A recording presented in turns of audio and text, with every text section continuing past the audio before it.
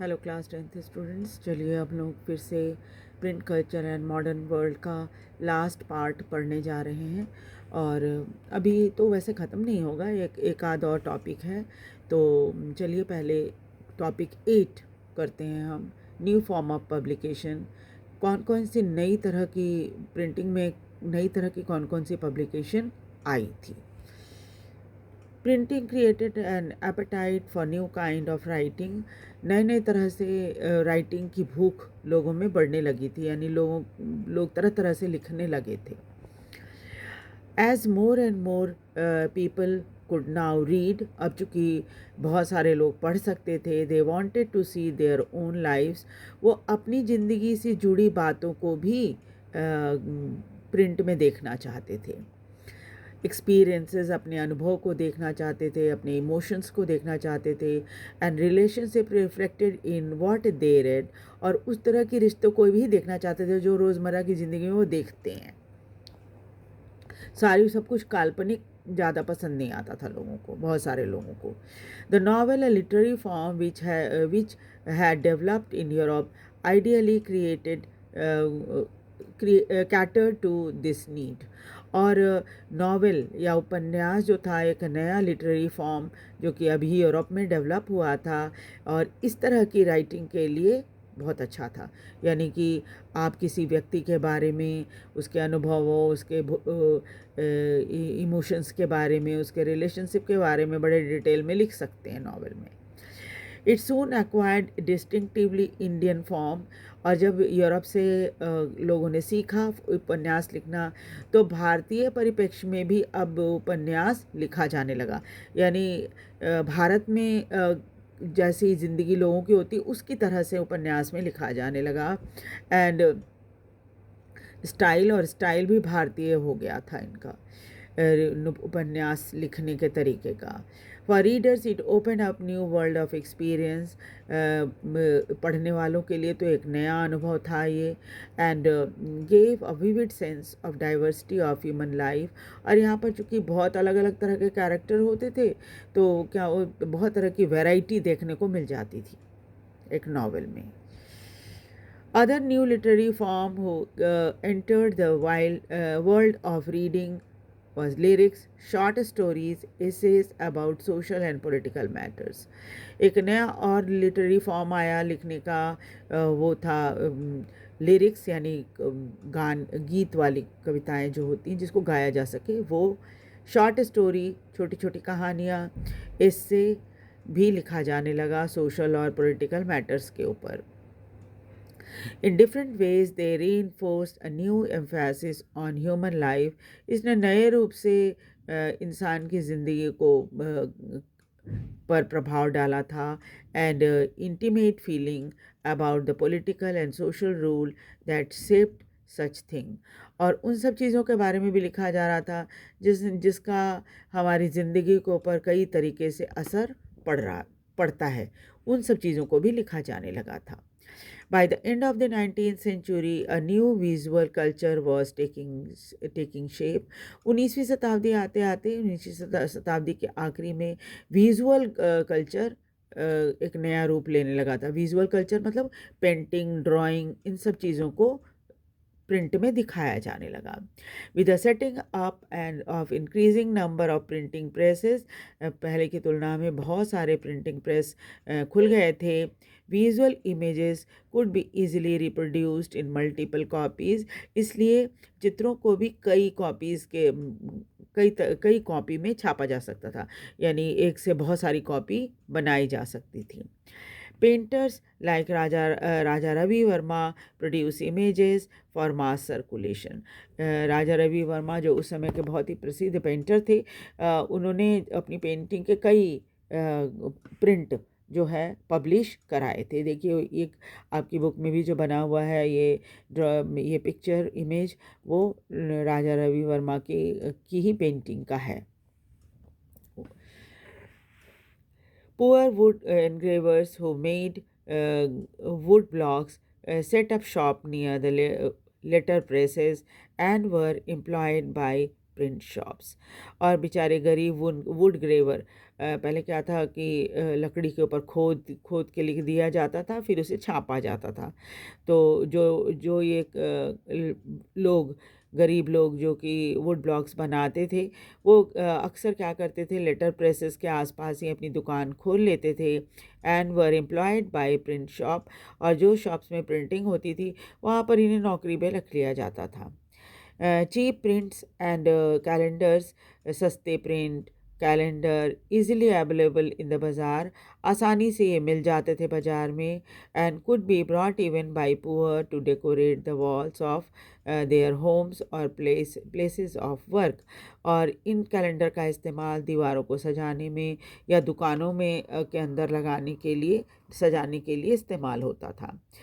These prints began shaping popular idea about modernity and tradition, uh, religion, politics, and society and culture. इन सभी चीज़ों के बारे में धीरे धीरे करके छपने लगा था। सस्ते में सब कुछ अवेलेबल हो गया था बाज़ार में, और इसे सस्ता होने के कारण इसे गरीब भी खरीद सकते थे, अपने घरों को, दुकानों को सजा सकते थे। और इस तरह से क्या हुआ, इस प्रिंटिंग ने पॉपुलर आइडियाज़ को नया शेप देना शुरू कर दिया, जैसे मॉडर्निटी और tradition, religion, politics, society, culture, इन सब चीज़ों के बारे में भी लिखा पढ़ा जाने लगा। By 1870 caricature and cartoon were being published in journal। उसके बाद क्या हुआ, कार्टून वगैरह छपने लग गए 1870 के बाद। कैरिकेचर यानी कि किसी की नकल उतारना होता है वैसे, और न्यूज़पेपर में, और commenting on social and political issue, और तरह तरह के पॉलिटिकल और सोशल इशू के ऊपर भी लोग बोलने लगे, लिखा जाने लगा। Some caricatures ridiculed the educated Indian fascination with the western taste and clothes. कुछ जो कैरिकेचर होते थे वो पढ़े लिखे भारतीयों का मजाक उड़ाने के लिए होते थे, जो कि पश्चिम यानी यूरोप की नकल उतारता था, ख़ास तौर पे खाने में, कपड़े पहनने में। While other express the fear of social change, और बहुत सारे लोग इस सामाजिक बदलाव से डरते भी थे। There were imperial caricature lampooning nationalist. जो इम्पीरियल लोग अपना कैरिकेचर बनवाते थे उसमें वो नेशनलिस्ट लोगों का मजाक उड़ाते थे, as well as nationalist cartoon criticising imperial rule. और जो नेशनलिस्ट कार्टूनिस्ट होते थे वो इम्पीरियल राजतंत्र का विरोध करते थे, या राजतंत्र के बारे में मजाक उड़ाते थे उसका। तो चलिए अब हम आगे देखते हैं कि महिलाओं और प्रिंट का क्या संबंध है। Lives and feeling of women began to be written in particularly vivid and intense way।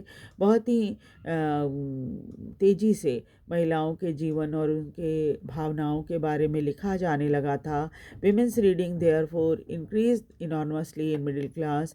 इसलिए महिलाएं, ख़ासतौर पर मिडिल क्लास घरों की महिलाएं खूब पढ़ने लगी थीं। Liberal husbands and fathers began educating their women folk at home। और जो थोड़े से खुले विचारों के पति और पिता थे उन्होंने घर पर ही महिलाओं के पढ़ने का इंतज़ाम करना शुरू कर दिया था। And send them to school when women schools were set up in cities and town after mid 19th century। और कुछ ने तो अपनी लड़कियों को स्कूल में भेजना, महिला स्कूलों में भेजना शुरू कर दिया था, जो आमतौर पे शहरों में हुआ करती थी। मिड 19th सेंचुरी के दौरान कई जगहों पे लड़कियों का स्कूल खुलने लगा था। Many journal began carrying writing by women. बहुत सारे जर्नल में महिलाओं द्वारा लिखी बातें छापी जाने लगी। Explain why women should be educated, जिसमें यह बताया जाता था कि क्यों महिलाओं को भी शिक्षित होना चाहिए। They also carried a syllabus. उसमें क्या होता था, घर में जो होती है होम ट्यूशन, उसके लिए सिलेबस भी होता था कि क्या क्या पढ़ना चाहिए। अटैच सुटेबल रीडिंग मैटर, साथ ही साथ रीडिंग मैटर्स भी उसमें छपता था, which could be use for home based schooling, जो कि घर में रहकर पढ़ने वाले लोगों के लिए बहुत सहायक होता था। But not all families were liberal सभी परिवार इतना उदारवाद अपनाए हुए नहीं थे। कुछ तो जो उदार थे उन्होंने लड़कियों को पढ़ाना शुरू कर दिया था। लेकिन क्या था, conservative Hindu believed that literate girl would be widowed and Muslim feared that educated women would be corrupted by reading Urdu romances। लेकिन कुछ परिवार जो कि लिबरल थे या उदार थे उन्होंने तो पढ़ाना शुरू कर दिया था, लेकिन अभी भी जो थोड़े कंजर्वेटिव थे, जो रूढ़िवादी विचार के हिंदू थे, उनको लगता था कि लड़कियों को अगर पढ़ाया जाएगा तो बहुत जल्दी विधवा हो जाएंगी। और मुस्लिम जो थे वो महिलाओं को इसलिए नहीं पढ़ाना चाहते थे क्योंकि उनको लगता था कि रोमांटिक किताबें पढ़कर वो बिगड़ जाएंगी। समटाइम रिबेल वेमेन डिफाइड सच प्रोहिबिशन। लेकिन जो थोड़ी विद्रोही किस्म की महिलाएं थीं वो इस तरह की रोक टोक का विरोध करती थीं।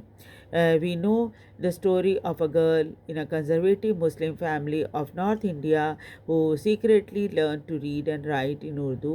एक ऐसी ही कहानी है एक लड़की की जो कि मुस्लिम परिवार को बिलोंग करती थी नॉर्थ इंडिया में, और चुपचाप से उसने लिखना पढ़ना सीख लिया था, उर्दू भाषा में लिखना पढ़ना सीख लिया था। हर family wanted her to read only the Arabic Quran. वैसे तो उसका परिवार चाहता था कि वो सिर्फ अरेबिक कुरान पढ़े, which she did not understand. वो उसको नहीं पढ़ना चाहती थी क्योंकि उसे अरेबिक भाषा समझ में नहीं आती थी। So she insisted on learning to read language that was her own. इसलिए वो ऐसी भाषा सीखना चाहती थी जो कि उसकी खुद की भाषा है।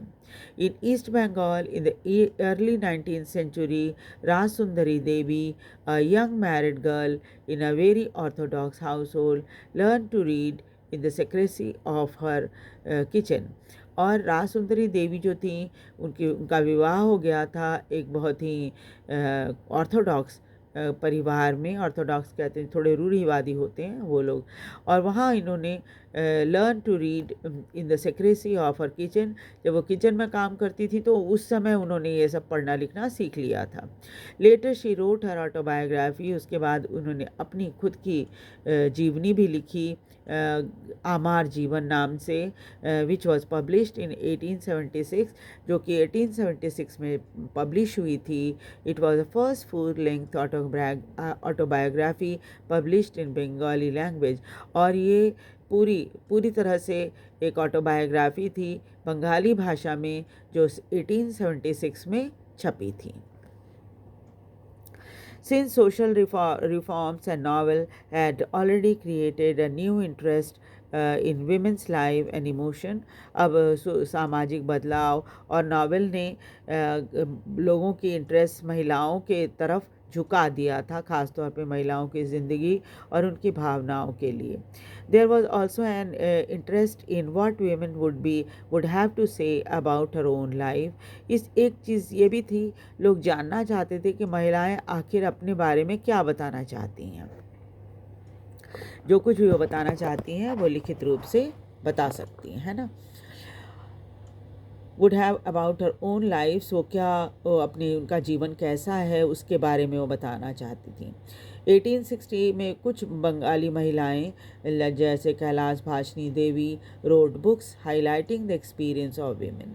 और कैलाश भाषनी देवी ने जो किताब लिखी उसमें उन्होंने अपने अनुभवों के बारे में लिखा है, about how women were imprisoned at home, जिसमें उन्होंने ये बताया कि किस तरह से महिलाओं को कैद करके घर में रखा जाता है। केप्ट इन इग्नोरेंस, उनको कोई भी चीज़ की जानकारी नहीं होती। Force to do hard domestic labour, घर में रहकर कड़ी मेहनत करनी पड़ती है घर का काम करने में। ट्रीटेड इनजस्टली, और अन्यायपूर्ण तरीके से व्यवहार होता है, उनके द्वारा इनके ऊपर अन्यायपूर्ण व्यवहार होता है जिसकी वो सेवा करती हैं। द वेरी पीपल शी सर्व, जिसकी वो सेवा करती हैं वही उसके साथ अन्याय करते हैं।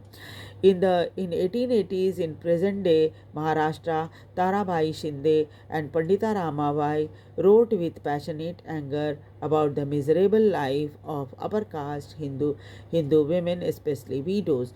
और महाराष्ट्र में 1880 के आसपास महाराष्ट्र में ताराबाई शिंदे और पंडिता रामाबाई ने बड़े भावपूर्ण तरीके से थोड़ा नाराज़ होकर महिलाओं की बहुत बुरी स्थिति के रूप में बुरी स्थिति को दर्शाया था अपनी किताब में, जो कि उन्होंने अपर कास्ट हिंदू महिलाओं के ऊपर लिखा था, खास तौर पे विधवा महिलाओं के ऊपर।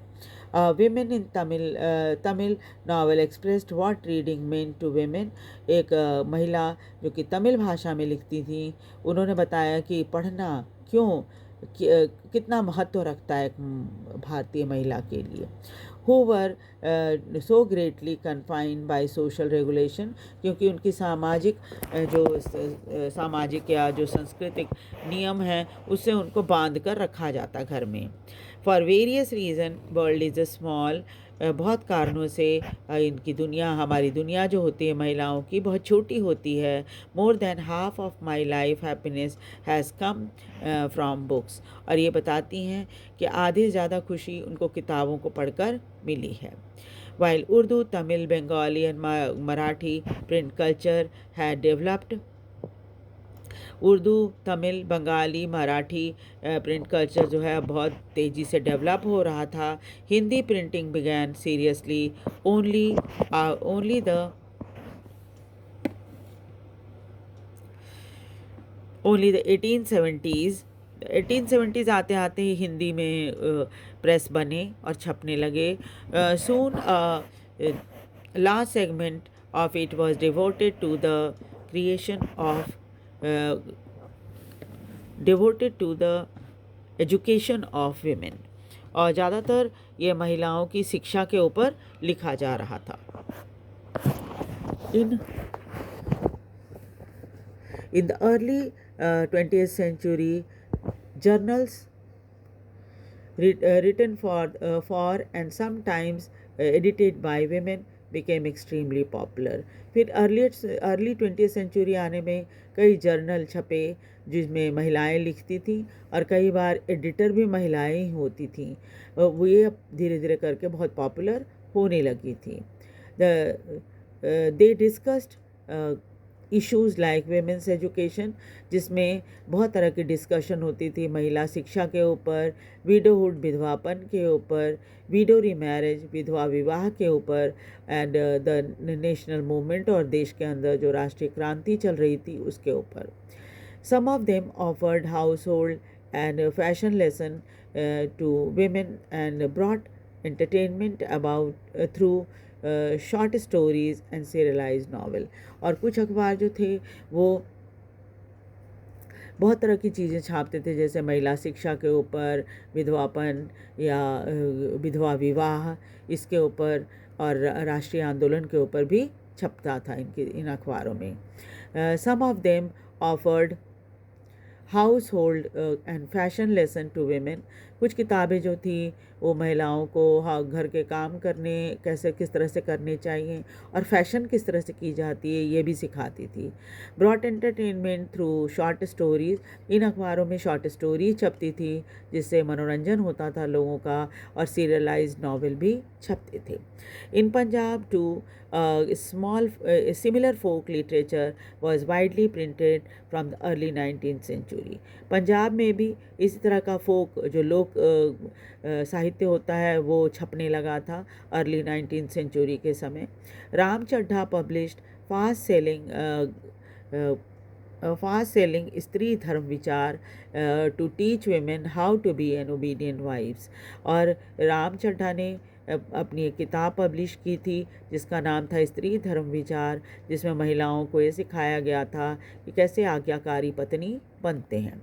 The Khalsa tract society publish cheap booklets with similar message.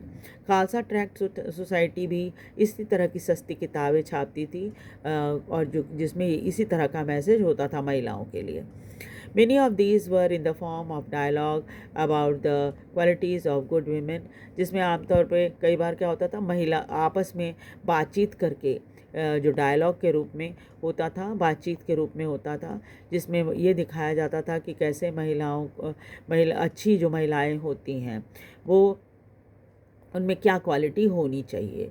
In Bengal an entire area in central Calcutta, the Batala was devoted to the printing of popular books. Bengal में एक पूरा एरिया है सेंट्रल कैलकटा में जिसको बटाला कहते हैं. वहाँ पर बस प्रिंटिंग की ही काम होती है और वहाँ पर कई पॉपुलर बुक्स छपे हैं. Here you could bye a cheap edition of religious tract, scripture as well as literature that was considered obscene and scandalous. और यहाँ पर आपको हर तरह की किताब मिल जाएगी, धार्मिक स्क्रिप्चर से संबंधित कभी साहित्य भी, अच्छी भी और ख़राब भी, हर तरह की. By the late 19th century, a lot of these books were being profusely illustrated with woodcut and colored lithograph. और तरह तरह से सजाया भी जाता था किताबों को. इनमें ज़्यादातर किताबें ऐसी होती थी, खूबसूरत तरीके से उसे सजाया जाता था आकर्षक बनाने के लिए लेट 19th सेंचुरी में. Peddlers took the Battala publication to home. यहाँ पर भी पेडलर जो है घर घर तक किताबें पहुँचाया करते थे, बेचते थे गली गली में जाकर. Enabling women to read them in their leisure time, ताकि महिलाएं इसे खरीद सकें और अपने खाली समय में इसे पढ़ सकें. तो हम अब इसका लास्ट पार्ट जो है वो कल करेंगे. आपको ये कैसा लग रहा है एपिसोड, ये जो पूरा हमने किया है, एपिसोड नहीं, ये जो पार्ट हमने पढ़ा है, ये आपको कैसा लग रहा है ये आप हमें बताएं. इसे लाइक और सब्सक्राइब भी करें. और जल्दी ही मैं इस पर एक MCQ भी बनाऊंगी जो आपके सामने लाऊंगी. Thank you very much.